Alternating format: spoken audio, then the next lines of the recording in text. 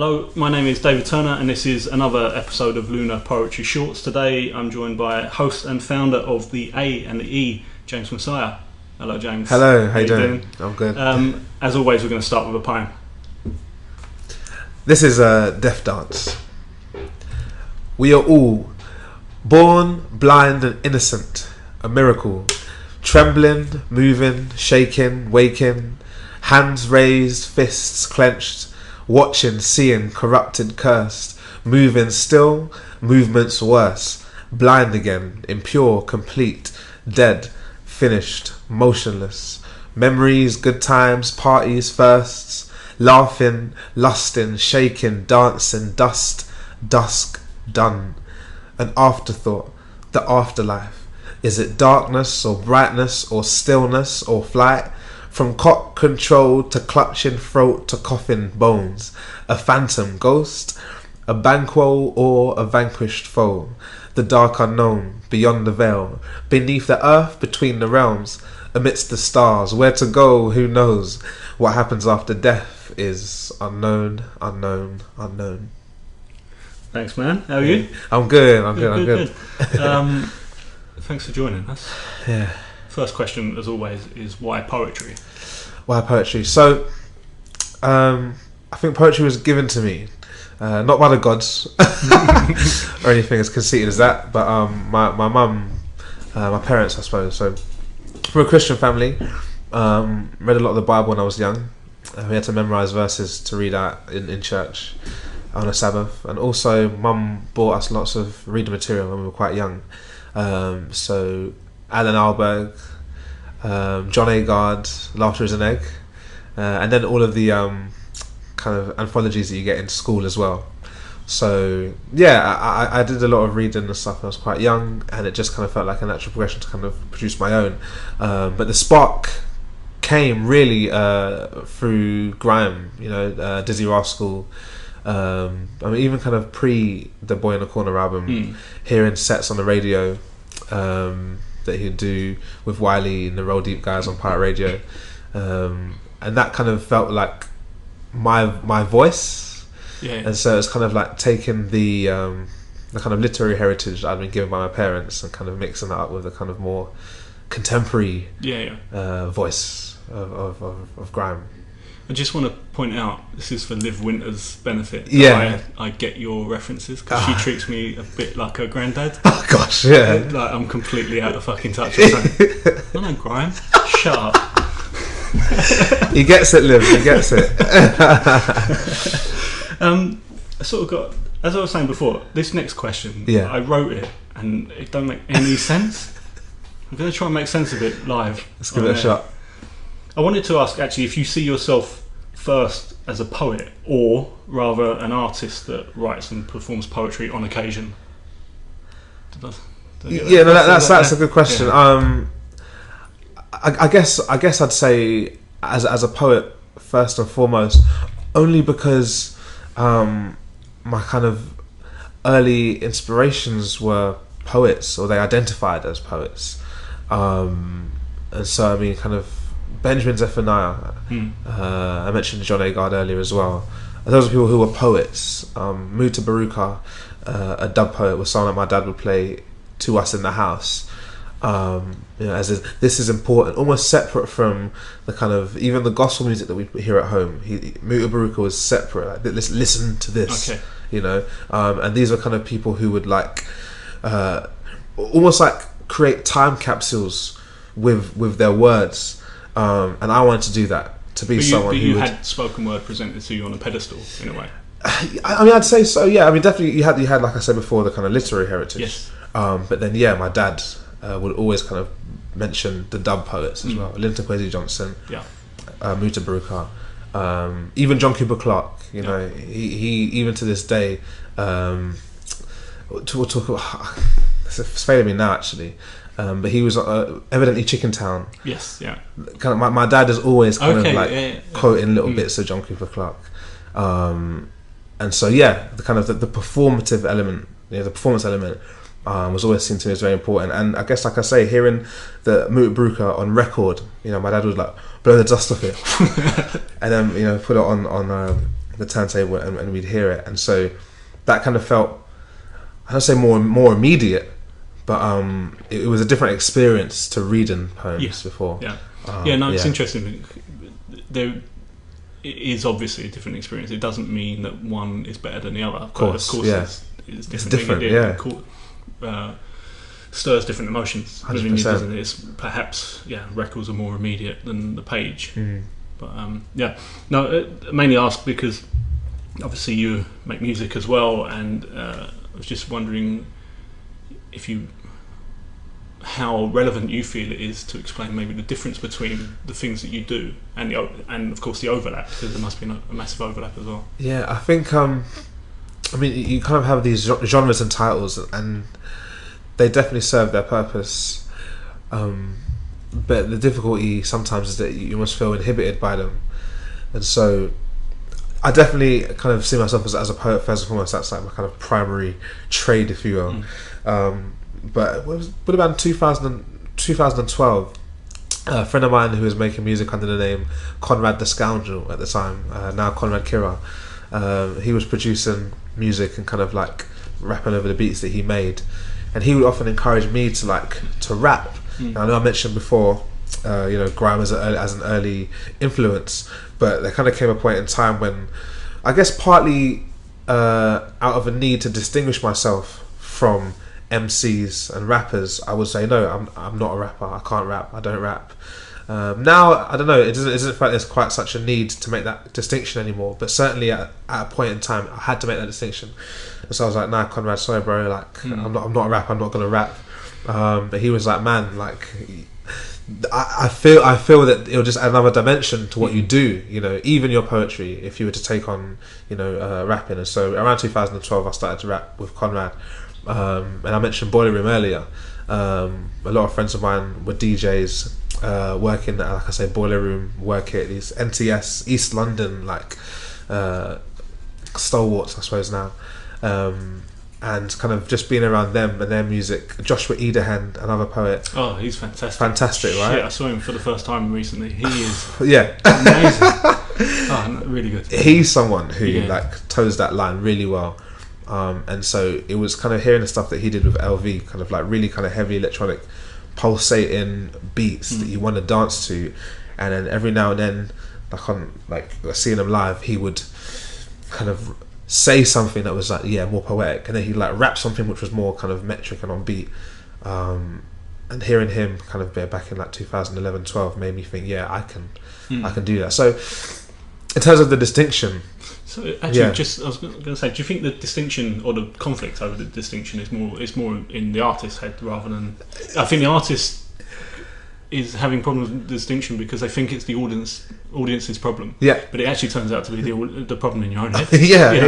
And once you become more comfortable with the fact that you can probably just do one thing 1 minute and slip into the next thing, it's not that important to categorise yourself. I think there's also the sense that to be a good anything, you have to focus on that one thing, and that may all be true, but I guess it's just to say that you can focus on different things at different times. So at the moment I'm focusing on poetry. Next week I'll be focusing on producing music. In an hour's time I'll be focusing on DJing. 2 hours later I'll be focusing on, I don't know, theatre or whatever. But there isn't actually that much difference between those things, aren't there? You're still trying to just connect with people. You're trying to grab people's attention. It's all about the audience, really. I mean, I think all those things you've mentioned there, it's all about making the same thing that artists are trying to do. You're trying to connect with your audience. Or I used to get really upset when people would say to me, "Oh man, that comedy you do is amazing." I used to get really upset. I've had that problem as well. So there's almost like these labels. They come with kind of ideas attached to them. So the idea of being a poet, the highest command of language, and then the lowly rapper, or the comic, the court jester. I mean, like I say, they're all essentially doing the same thing. But it's these labels and the kind of images and stereotypes that are attached to them that make it difficult to see oneself as one or the other. Maybe we could have another poem. Yeah. This one is the funk. Slap bang crunch, late lunch, ride home. School's out, mum's in, get fat, not thin. Fast food, slow day, snail pace, no way. Got fast, sped up, the funk got down. We rushed so much, we clutched not much. In transit, don't chat shit, there's no time, no space, no car, no need. Get back, let's ride, let's run, have fun. Put that gun down, don't end up in jail, on bail, be free, be niche, be chic. Wag tail, shake bum. Milkshake from that place tastes like milk from holy cow. My God, my gosh, the time it flies, so fly, be fly. Get high without the drugs and drop cocaine, be bold, get fresh. Have sex, have test. Be wild, don't fold. Don't be controlled by peers or fears or debts, arrears. Go forth, go rear. Go where the hell you want to go. Your time, your soul, your smile, your face, your cool. I gave my all to youth, but time has moved. The years accrued. I left my crew. I'm on my own and so are you, my dear friends. It's now time to face the truth. Thanks, man. Yeah. So we touched, or I mentioned it briefly at the start, the A and the E, which is the night that you, well, I know it as mainly as a spoken word night over in Peckham at the Bussey Building, but it's much more than that. From the outside it appears to be a collective of people, but I think it's mainly you, isn't it? Although I know a lot of people are helping out with different things and stuff, but maybe you could maybe just try and explain what man, so the A and the E really is a philosophy. It's the way that I see the world and kind of the lens through which I view my artistic practice. It stands for different things at different times. I mean, with regards to poetry, it's alive eternally. The idea. I used to mention before that I was a Christian and had a belief in like eternal life. After this one, I kind of lost faith, became an atheist, now sort of like agnostic or something. But yeah, it was like trying to find a new way to live forever. And I kind of thought that through art, through poetry, one can do that. And also the idea that when you're creating art, to kind of have a view for the future, sort of thing, to create work that kind of is important now but will have some kind of lasting effect.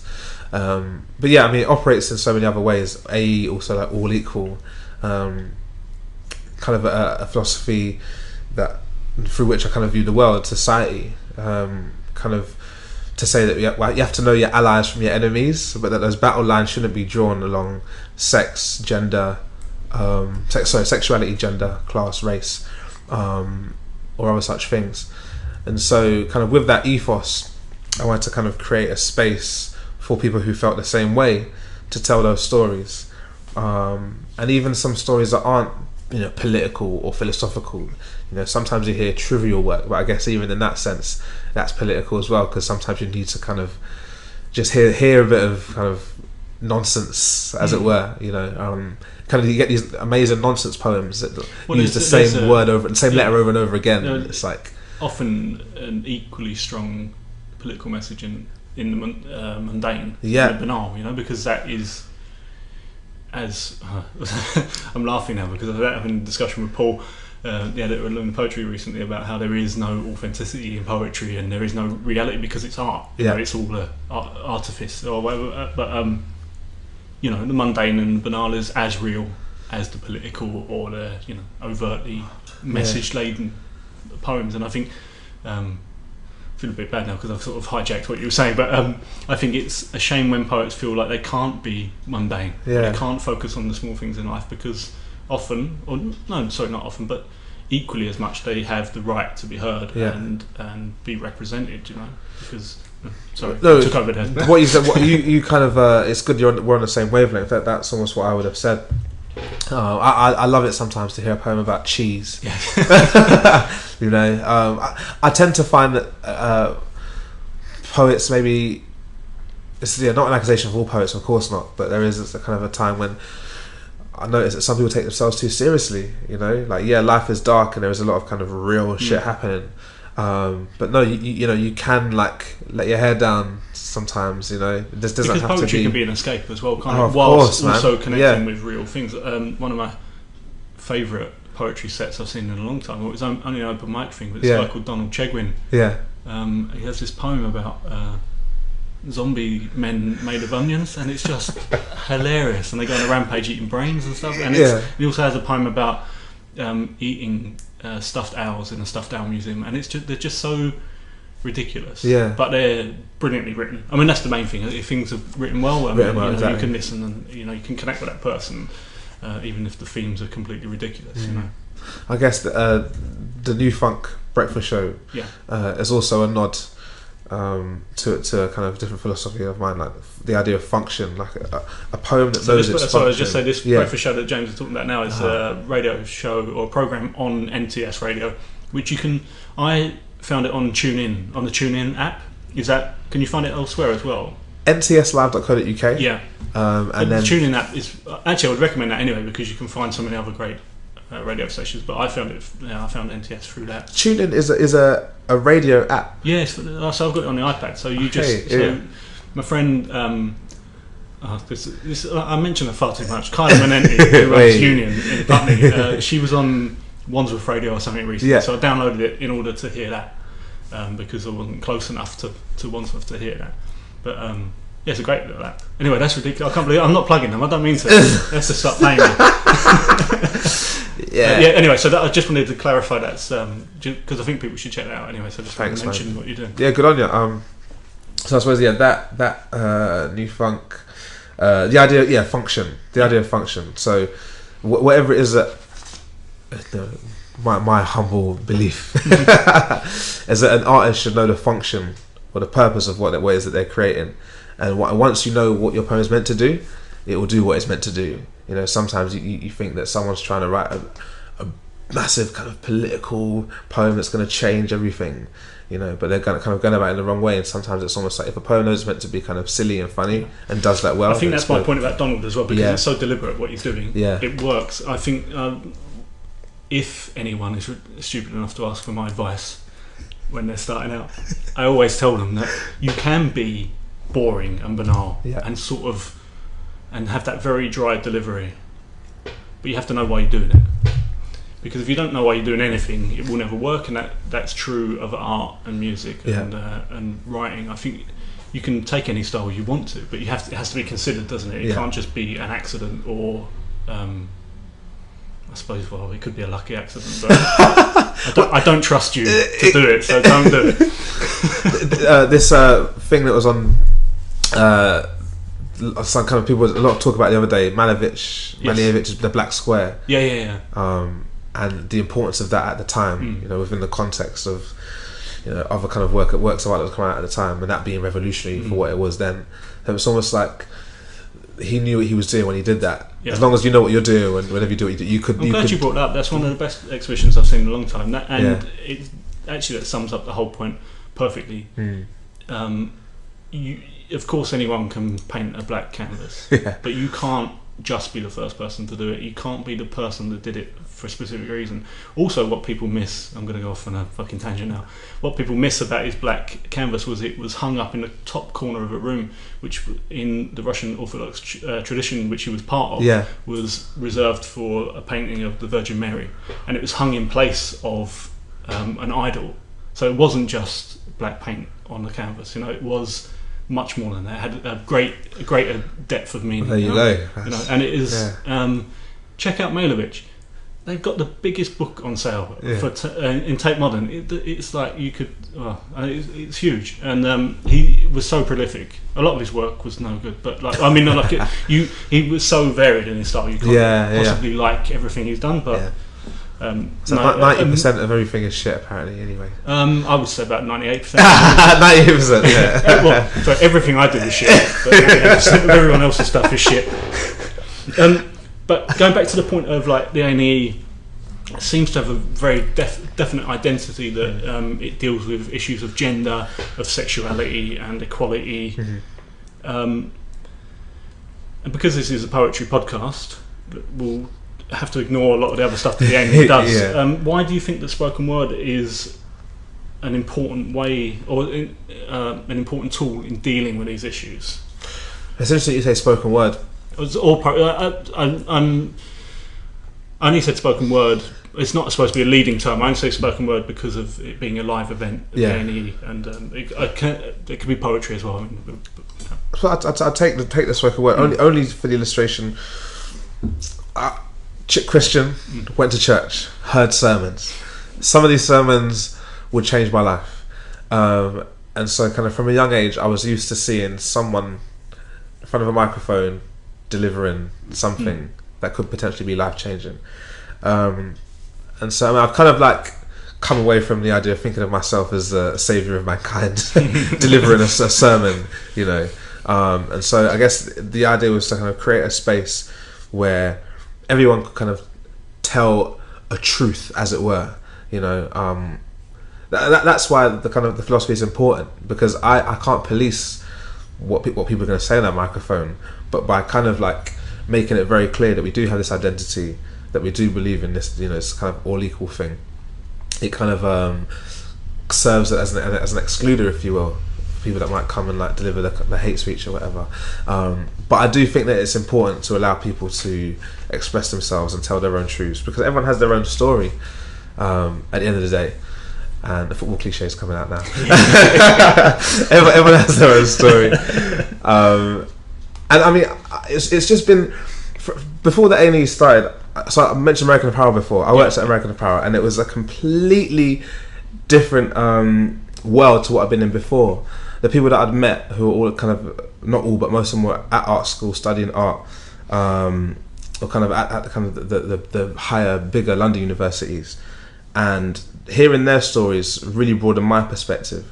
And I can, you know, probably say in the same way that them meeting me and offering them a different perspective enriched their life in the same way that they enriched mine. And so kind of through seeing the beauty of that unity, wanted to kind of create a space where that could happen on a larger scale. People from different kind of spectrums of the kind of societal universe could kind of come together and see, shit, we're not actually that different. And in the places where we are that different, you know, see where there's a means to kind of form a bridge. And I reckon the best way that I can do that is through poetry. It's entertaining, and it's kind of like a direct means, like I say before, hearing like Muta Baruka on the vinyl. It's a direct means of communicating an idea, and yeah, it's it has the potential to be a really powerful medium. I think if it's used in the right way.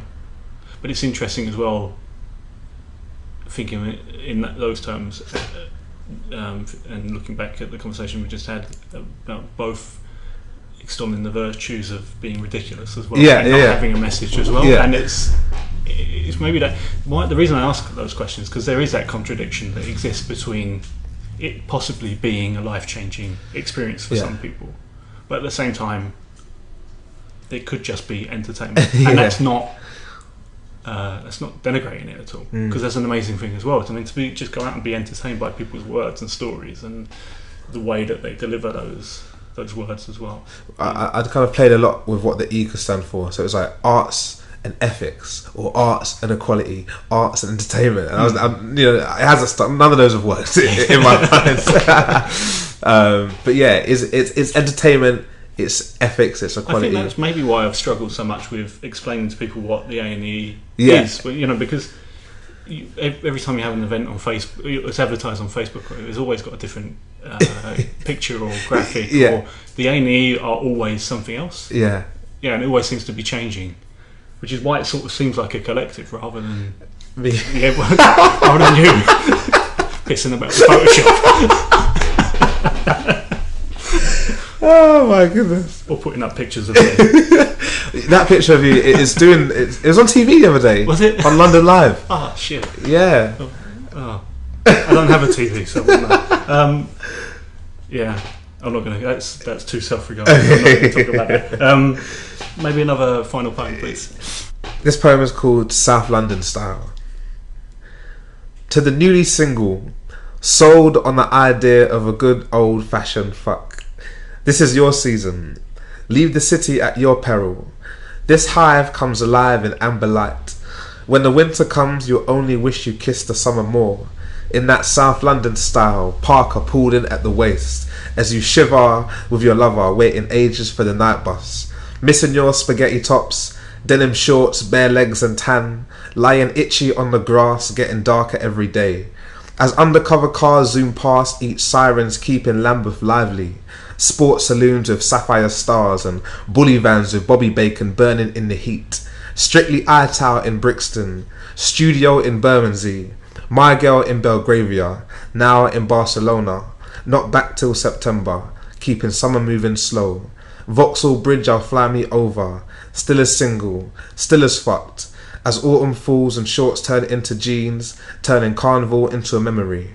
Will I be just a fleeting thing, a love that never was, like summer in our city, you elsewhere and me with God. Thanks, man.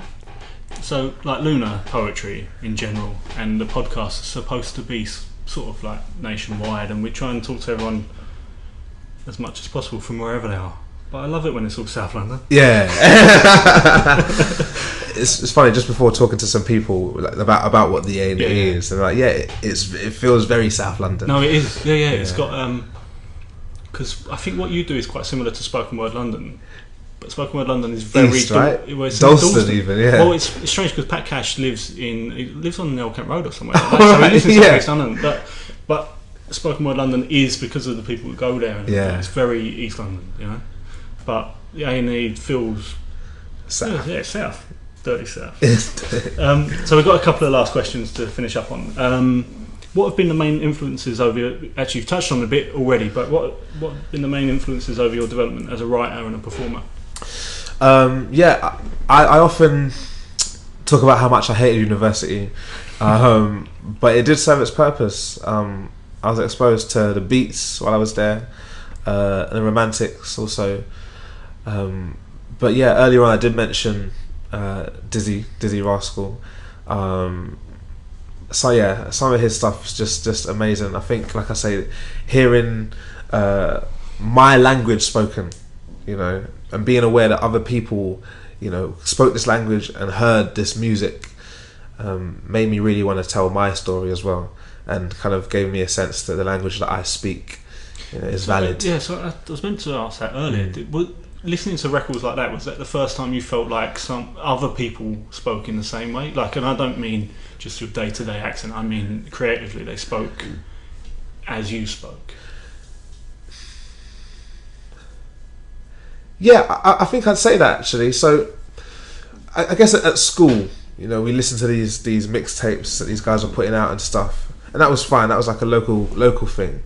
But then it was seeing my parents knew who Dizzy Rascal was at the time, and that was something that didn't make it uncool. That almost was like, wow, that means, you know, he's validated in that sense, for the fact that my parents know him and that he's on, you know, winning Mercury Awards and that sort of thing. It gave me the sense or the hope that I could go that far, and that my voice was important and necessary even. He did have some pretty bright tracksuits as well, didn't he? So it was pretty easy to recognise. He had some amazing the leather jackets, leather Avrexes. Oh yeah, that's it. Yeah. So how can I forget? Vision of him all in yellow. I don't know quite what the outfit was. That was the I Love You video, and then the Boy in the Corner album, which that came from, was yellow. Yeah. And him in a black tracksuit with the devil horns. But yeah, I mean, Dizzy Rascal. Perhaps a little bit more recently than that, the Roadside G's, who used to operate around here, they were kind of affiliated with a lot of the street gangs here, but their music was brutal and crushing and nihilistic almost. And I suppose at a time when, you know, I was still in church, that to me was my guilty pleasure, you know, my lens into the other side. And I suppose now in the kind of the equality conversations that we're having, I feel like I have like something to counterbalance it, that, you know, and understanding that people, you know, like, it's almost like that protests belongs to the middle classes, it feels like now, you know, and the real struggle, the people who are really struggling, really struggling, haven't got time to protest. It feels like they're too busy struggling. Yeah, that's pretty massive to talk about. Yeah. I completely agree. Lunar poetry. Fuck. Or lunar politics. Oh man, I might throw the mic out the window. Hang on. You can't go down that path. We ain't got enough time. But I completely agree. I think there's a real problem in this country that often we act too cleverly and try to deal with things with satire, and it doesn't work because the government doesn't mind being sent up because they don't mind the publicity. Yeah. And you're completely right. People that should be out protesting are too busy trying to pay their rent and feed their kids, and they can't get out and do anything, and it ain't anything to do with race or gender or anything like that, because the people who are on the bottom are on the bottom financially. It's economic reasons. You know, if you go around London, East London, you know, the working class is predominantly Bangladeshi still.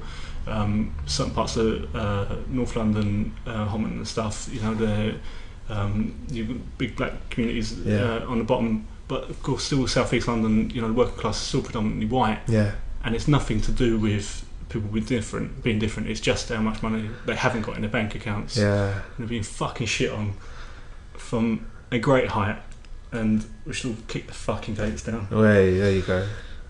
Who would you recommend to our listeners to go out and see and watch or read? David Turner. Like 100%. Oh, cheers, man. That was one of the most exceptional performances that you've had at speaking at the A&E. Just to give some context, as embarrassing as it is, I have performed at an A&E event, and that's what James is referring to now. Certainly David Turner. Man, he probably wouldn't appreciate this because he's going away soon, and he kind of likes to be anonymous. But there's another night that happens in the southeast. We have a kind of like a mutually beneficial relationship. So kind of people that know A&E know Steve's and vice versa. Luke Newman, singer, poet, wordsman, actor, whatever you want to call him. He's a force. Yeah. So if you ever do get the opportunity to see Luke Newman, creator of Steez, okay, definitely check him out. Yeah. Man, there's so many people. That's a difficult question because there's a lot going on. So much going on. Yeah. This has been a long one. We've been talking a lot, but that's as much my fault as it's always my fault. It doesn't matter. Check out James on NTS Radio. I don't know, find it on the internet. I don't know how you're going to fucking find it. It's really easy. I just mean, do what you want. Check out the A&E. You've got a website, haven't you? Yeah, it's theaandthee.com. Yeah, and they're on Facebook as well as the A&E. We will put. I will put links under this video. Do you have any personal blogs or? Yeah, there's my website, jamesmassiah.com. Yeah. And that's kind of a link to a Tumblr site. Also Twitter and stuff is all under the name James Massiah. So I would recommend the A&E. It's worth a trip down, and especially because the individual events that they do as well. I was at the South London Gallery recently for the more political party, for which they stole my image. It's hilarious. I look really giving a profound speech. I was actually talking about hot dogs. Thank you, James. It was great. Thank you. Big up Lunar. Yeah, big up Lunar. I just said big up, Liv. Hey.